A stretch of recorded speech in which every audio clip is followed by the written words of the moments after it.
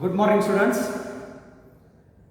In the previous session, we have discussed about the conservation of angular momentum. If the external torque acting on a system of particles is zero, if the net external torque acting on system of particles is zero, then the total angular momentum of that system of particles remains conserved, remains constant. Means angular momentum being a vector quantity, its direction is also same, its direction will not change and its magnitude will also remain same. Magnitude as well as direction remains same. So this is about conservation of the angular momentum when external torque is zero. Now today we are going to discuss about one very important thing, that is equilibrium of a rigid body. Now onwards we are going to discuss on rigid body rather than system of particles. We are going to concentrate on rigid body rather than system of particles. In the previous session, if you recall, that is laws of motion, we have discussed about one kind of equilibrium. A body is said to be in equilibrium if the net force acting on that body is zero. If the vector sum of all the forces acting on that body is zero, then the body is said to be in equilibrium. That is actually one type of equilibrium, what we call it as translational equilibrium. It is called translational equilibrium. But when do you say that body is said to be in total equilibrium? It is actually called as mechanical equilibrium. A body is said to be in mechanical equilibrium if its linear momentum, net linear momentum is constant and net angular momentum is also constant. Net linear momentum is conserved and net angular momentum is also conserved. What does it mean? I will just write first. Mechanical equilibrium.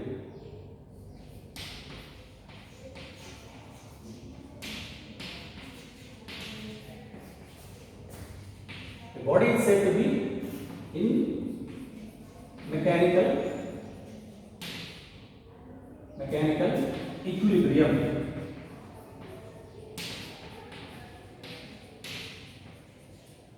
If the total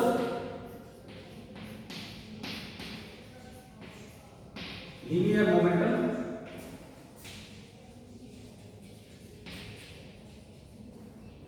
is constant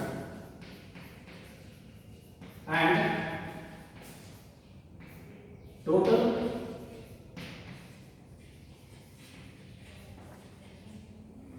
angular momentum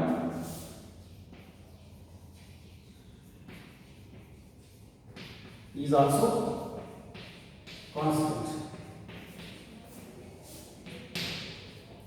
It means its total linear momentum is also conserved and total angular momentum is also conserved.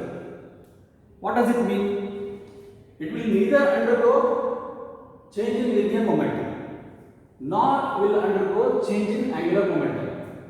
It means the body is said to be in mechanical equilibrium if it doesn't have linear acceleration and it doesn't have angular acceleration. And angular acceleration is also zero, linear acceleration of the body is also zero. For linear acceleration of the body to be zero, the net force acting on the body must be zero. According to Newton's second law, if you recall, the rate of change of momentum is equal to external force. If the momentum is constant, then the external force is zero. It means the body doesn't undergo any acceleration. Similarly, the total angular momentum of the body is constant if the external torque is zero. If the net external torque is zero, the total angular momentum of the body is zero. Total angular momentum of the body is constant. It means it doesn't undergo angular acceleration. So it means this implies when a body is in mechanical equilibrium, neither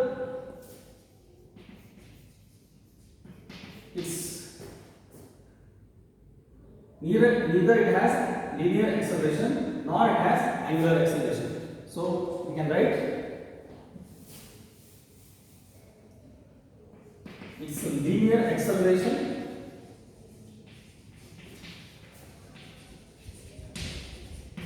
is 0 and its angular acceleration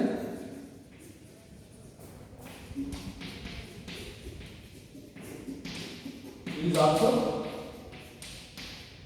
0. Now look at this. When do you say that linear acceleration is 0?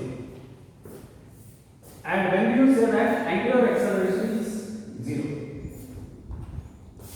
Linear acceleration is 0 if the net force acting on the body is 0. This implies the net force, which we write symbolically net force, sum of all the forces acting on the rigid body must be equal to 0, and net torque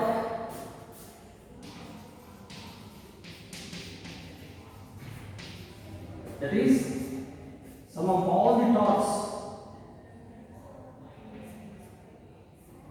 these are vector quantities, sum of all the forces equal to 0, sum of all the torques must be equal to 0. So these are the conditions for a body to have mechanical equilibrium. When you apply only the net force equal to 0, then its net acceleration is 0. Then this is said to be condition for one type of equilibrium called as translational equilibrium. And net torque equal to 0 is condition for rotational equilibrium.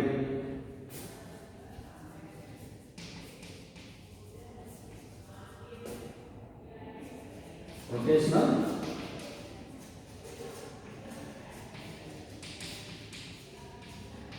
equilibrium. In general, we can say if a body is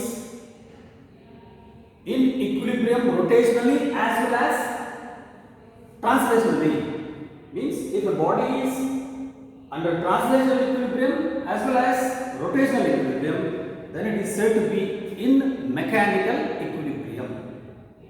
That is the meaning of the net mechanical equilibrium of a rigid body. So let us conclude it. Therefore, we can write mechanical equilibrium of a rigid body. Mechanical equilibrium of a body is equal to translational equilibrium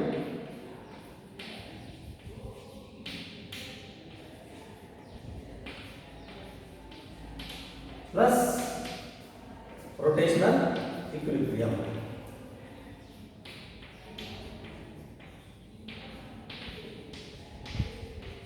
Both these conditions should be satisfied. Both these conditions should be valid. Then only body is said to be in mechanical equilibrium.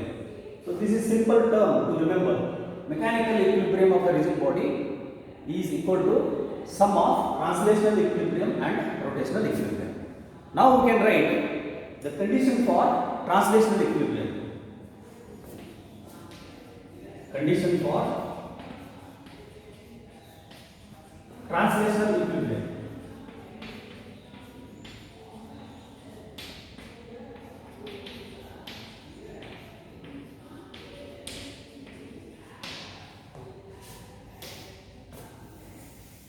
Net acceleration of the body must be equal to 0. Net linear acceleration of the body must be equal to 0. That implies net force acting on the body must be equal to 0. That is, if different forces are acting on different parts of the body, F1 plus F2 plus F3 plus and so on. Suppose n forces are acting, the net force must be equal to 0. This is written as summation of all forces I equal to 1 up to n must be equal to 0. This is the condition for the translational equilibrium, so that the body will neither have any acceleration and its linear momentum will be constant. This implies net acceleration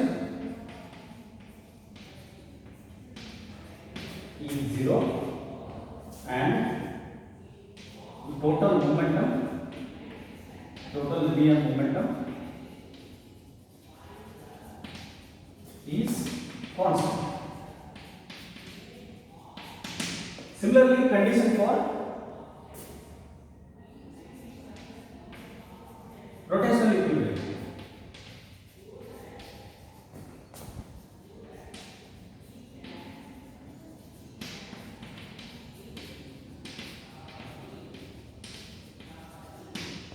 Condition for rotational equilibrium. Angular acceleration must be 0. Angular acceleration will be 0 if the net torque acting on the body is 0.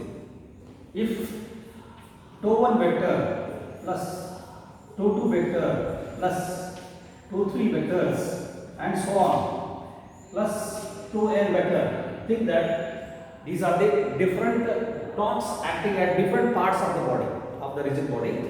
If the net torque vector sum of all these torques is equal to 0, that is summation of all these torques I equal to 1 up to n, vector sum of all these torques, if it is equal to 0, then this implies net angular acceleration is 0 and total angular momentum is constant.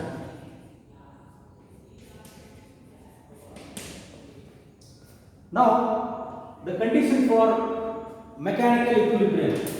Now we can conclude. Condition for mechanical equilibrium, I can write here itself.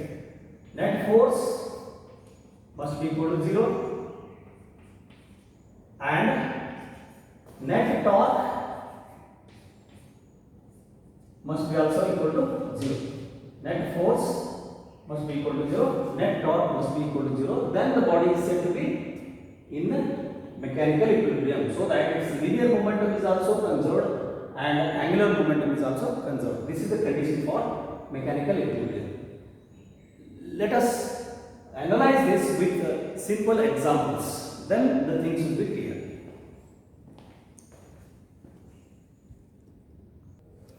Consider these cases.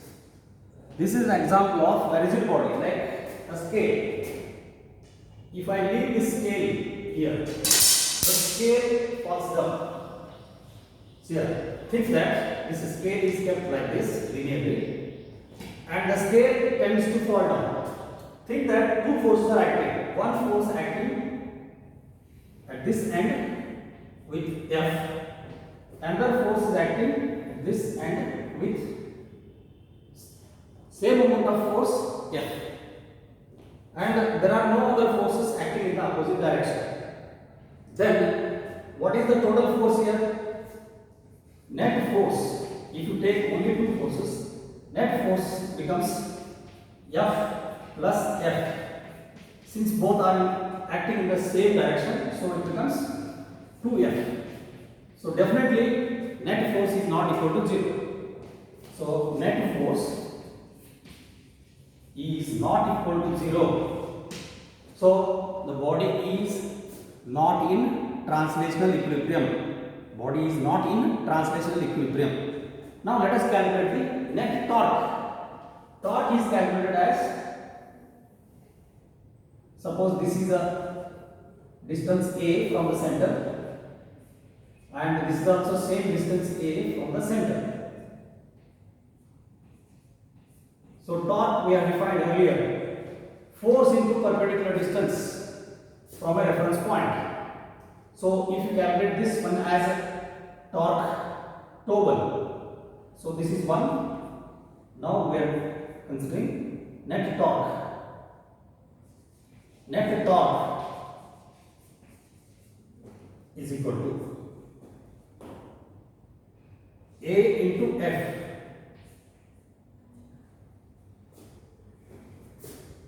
minus A into F. So it becomes 0. The question arises, why one is positive, another one is negative? See here, the torque that is acting towards the left side has a tendency to rotate it in the downward direction. Suppose it is held like this. If there is a torque acting, so it tends to rotate like this. And if there is a force acting over here, it tends to rotate in this direction. So we take a torque which is in the anti-clockwise sense as positive. So this I have taken positive. And the torque which is acting in the clockwise sense as negative. So this is taken negative. Therefore, total torque becomes 0. For example, if I hold it fixed like this, then you will see it may tend to rotate towards left or tend to rotate towards right. When it is applied force here, it tends to rotate towards left in the anti-clockwise sense. If I apply force here, it tends to rotate in the clockwise sense. So this turning effect of force is called as torque. So the torque which is applied, which is in the clockwise sense, look at this. The torque which is tending to rotate in the clockwise sense is taken negative. And the torque which is acting in the anti-clockwise sense, look at this, it is positive. So positive torque due to this force cancels with the negative torque with this force.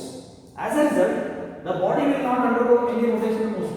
The body will have just translational motion. You can just see. If I leave it, it undergoes pure translational motion.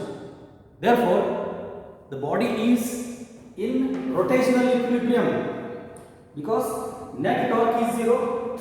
So when net torque is 0, the body is in rotational equilibrium. But net force is not 0. So net force is 2F. Therefore, the body is not in translational equilibrium. The body is not in translational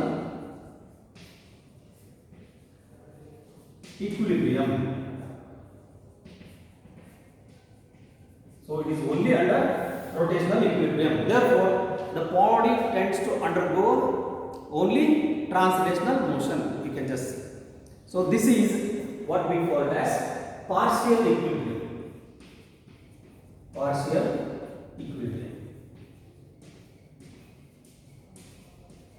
Partial equilibrium because net force is not 0, therefore it is not in translational equilibrium. But net torque is 0, so it is under rotational equilibrium.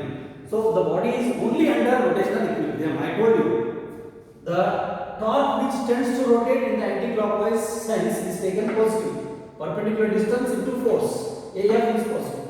And the torque which tends to rotate in the clockwise sense is taken negative conventionally. So A into F, it becomes minus AF. So A is the perpendicular distance of the force into the force. So plus AF minus AF becomes 0. Therefore it is only in rotational equilibrium but not in translational equilibrium. Now let us see the same case, just different one. Here the same points we are taking A, B and the center C. The center is C. Now the same body I am keeping here, same scale. Suppose it is kept like this and two equal and opposite forces are acting. One force vertically downward, another force vertically upward like this. So I can show you. One force vertically upward, another force vertically downward. So the body tends to rotate. One force vertically upward, another force vertically downward. Two equal and opposite forces are acting. Two equivalent forces are acting at two different points. At the two ends. They are not acting at the same point. They are acting at two different points. One force vertically upward, another force vertically downward. Vertically downward, vertically upward. So, if you calculate, the net torque is not zero. Again, A into F. So, this becomes a torque which tends to rotate in the anti-clockwise sense. And again, A into F.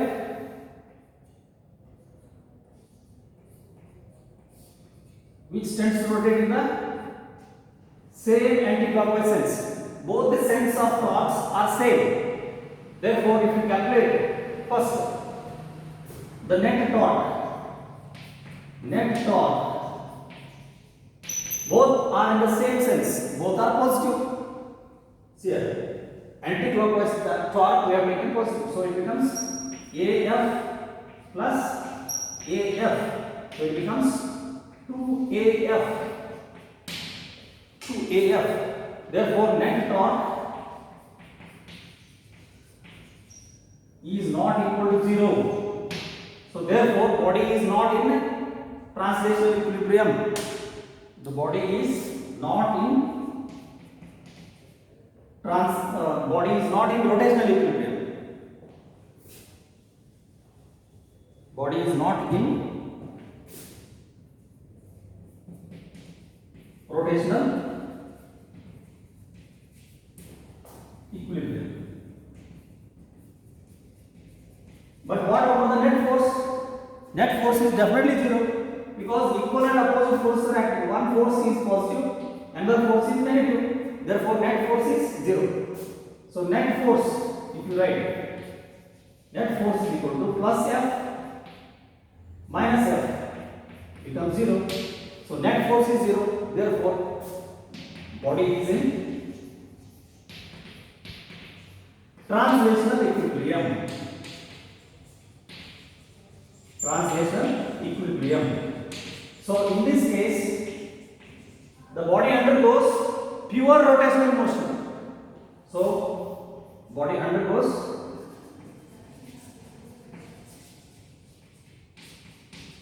pure rotational motion.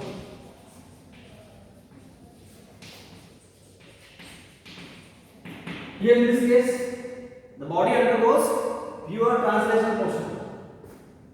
Here it undergoes pure translational motion.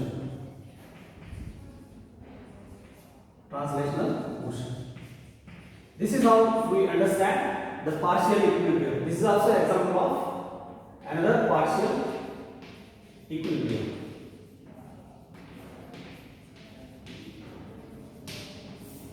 But when do you say that body is in perfect mechanical equilibrium? It should not undergo translational motion also. It should not undergo rotational motion also. If you pivot it exactly here, and if the net force acting vertically downwards is balanced by a net force acting vertically upward, so that the net force acting on the body becomes 0. So you have to search for its center of gravity. Yes. Now you can say the body is in translational equilibrium also, and the body is in rotational equilibrium also.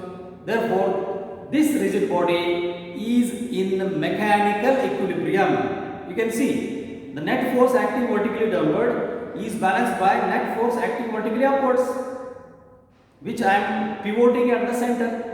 So this is the net force which is opposing the downward gravitational force. Therefore, net force is 0. And the torque which is tending to rotate towards left side in the anti-clockwise sense is balanced by another torque which is tending to rotate in the clockwise sense.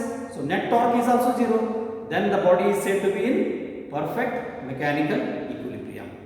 I think you got the point. Now we are solving different types of problems, and we are going to learn later principle of moments based on these conditions of equilibrium. I think you got the point. when the body is in translational equilibrium plus rotational equilibrium, the body is said to be in perfect mechanical equilibrium. So conditions must be remembered. Net force must be equal to 0, net torque must be equal to 0, so that body is in perfect mechanical equilibrium. Let us see the next concept, very interesting, that is two equal and opposite forces. Look at this. Two equal and opposite forces which tend to rotate a body, and that two equal and opposite forces which are acting at two different points, acting at two different lines of action, tend to rotate that body. This is called as couple, C-O-U-P-L-E, or it is also called as torque due to couple. Let us learn couple or torque due to couple. Look at this, a pair of equal forces equal in magnitude and opposite in direction, acting at different lines,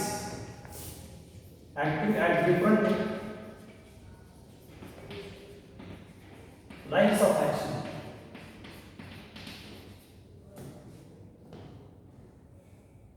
Lines of action constitute what is known as a couple,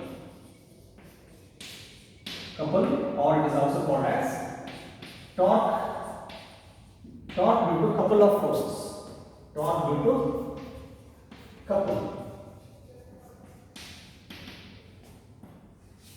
or torque. A pair of forces equal in magnitude and opposite in direction, acting at two different points, tend to rotate. That is called as couple. To give you example, suppose this is a cycle handle. When you are riding the bicycle, if the road is straight, you will hold it the same manner, and the bicycle goes in the straight line. If there is a turn towards left, then what will you do? You will apply a force which is towards right and a force towards left. So that tend to rotate that cycle handle towards left. So two equal and opposite forces acting at two different points tend to rotate it. This is called as couple. Look here. One force I am applying upwards, another force I am applying downwards. It tend to rotate upward, downward direction. So two equal and opposite forces tend to rotate. Example is steering of a vehicle, car steering. If you want to take left turn, then you will apply with the help of your hands and fingers, you will apply the forces. One force tangentially upwards, another force tangentially downwards. Equal and opposite forces tend to rotate that steering of the vehicle. Very simple example is opening up of the tap. When you go to the bathroom, when you just try to open, then you will turn that tap clockwise. So when you are turning the tap clockwise, without your knowledge, your fingers are applying equal and opposite forces. The thumb applies a force in the forward direction, the other fingers are applying force in the backward direction, so that the tap opens, the water flows. When you want to close the tap, you are applying torque in the opposite direction. See here, you are applying the torque in the opposite direction. Another example is opening of the lid of a bottle. Opening of the lid of a bottle. Again we are using our fingers. When we are applying equal and opposite forces, the forces by the fingers, one force will be tangentially towards left, another force will be tangentially towards right. That tend to rotate the lid, so that the lid turns in the anti-clockwise sense. When the lid turns in the anti-clockwise sense, the lid of the bottle opens. Similarly, when you are trying to close it, you are applying the equal and opposite forces in the opposite sense, in the clockwise sense. Right? When you turn the lid in the clockwise sense, you are applying again equal and opposite forces at different points. Lines of actions are different here. So the lid of the bottle closes. So like that you can give number of examples for this couple. Two equal and opposite forces acting at two different points at two different lines of action on a single body tend to turn that body. It is called as couple or torque due to couple. Let us calculate torque due to couple.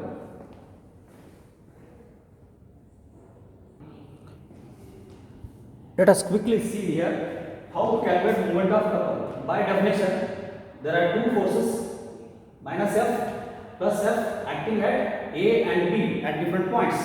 So by definition, sum of the torques R1 cross F plus R2 cross minus F. So here it is a minus F, R1 cross minus F, R2 cross plus F. So if you simplify this, it becomes R2 minus R1 cross F, and this from the diagram R2 minus R1 is AB. R2 minus R1 is AB. So that is, it becomes AB cross F. So this is how we calculate moment of couple. We will see more detailed studies of torque, moment of couple in the next video. Thank you. Have a nice day. Bye.